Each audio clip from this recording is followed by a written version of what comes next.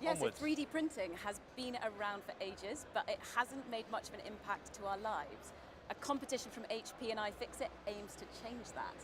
If you've got any broken items around your house, or perhaps you already threw them out because they were a bit busted, were they items that you could have fixed if only a spare part was available? Well, John Ortiz is with us here in the studio from HP to tell us about a recent competition that challenged entrants to design 3D printable parts for exactly this purpose. John, good to have you here. Yeah, absolutely. That's right. Hey, thanks for having me. Yeah, it's good to be here. And the competition is called Dare to Repair. What is it all about? Yeah, so you mentioned the challenge, right? You have an item, perhaps you love the item and you want to keep it, but it breaks, and because of the economics of spare parts and the economics of repair, it's just no longer fixable. And well, I think one of the contributions we can make it with 3D printing, with our 3D printing technology, is we actually can disrupt that supply chain and make it economical for companies to support their products for a much longer time. It's still early days in getting interjected into people's supply chains. We're actually doing it within HP right now. We're eating our own dog food.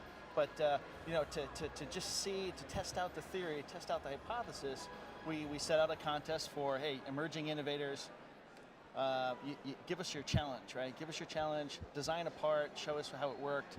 And we got some really exciting examples, and I actually brought some parts with me. We'd love to see them. But I was able to produce within about a week, right? So, and of course, the lead time was really just getting them scheduled and that kind of stuff here. Yeah, so a couple examples here, and the winning entry was from this young gentleman in New York, Anthony Coutron. I hope I'm pronouncing that right.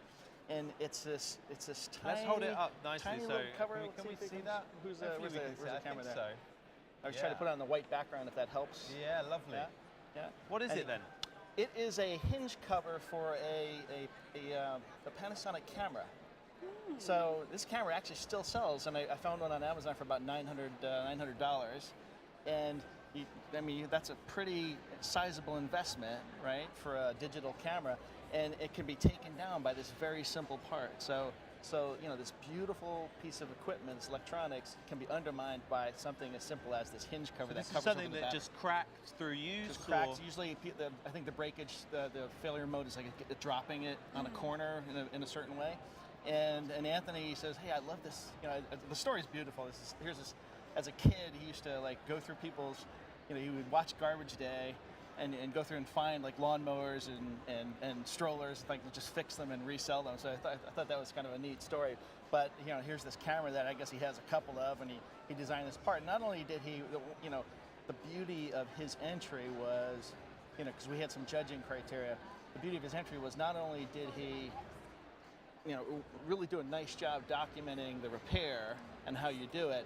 He talked about, the issue, the camera, how many of them are out there, but he also made some improvements to the design to actually overcome that breakage, and offered more than one design thing. So it was actually really kind of a neat thing. So nice job to Anthony. I think we let him know earlier today that he was the first prize winner. Okay, So that's pretty nice. What about some of the other entries? Yeah, so the second place entry, we actually grouped 3 entries from a team of students at TU Delft. The person on it was Rebecca Dowling, who actually submitted them for about 5 of her cohorts, and it goes after the Bugaboo stroller, which I think is a pretty common baby stroller. They're pretty expensive. They're very high end. I again searched on; they're still available. They're about 1,000 pounds.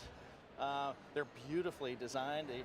They're all kinds of adaptable and modular design, but accidents happen. I actually know somebody that backed over their stroller. Fortunately, their child wasn't in it, and the students kind of designed. This is a handlebar adjustment lever. This is a brake handle, so it's kind of a key safety factor.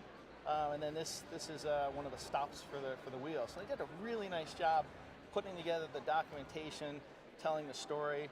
I actually spoke to one of the engineers at Bugaboo, and they said, "Oh yeah, well, we design our products for at least 10 years. We'd love to have them passed down from generation to generation."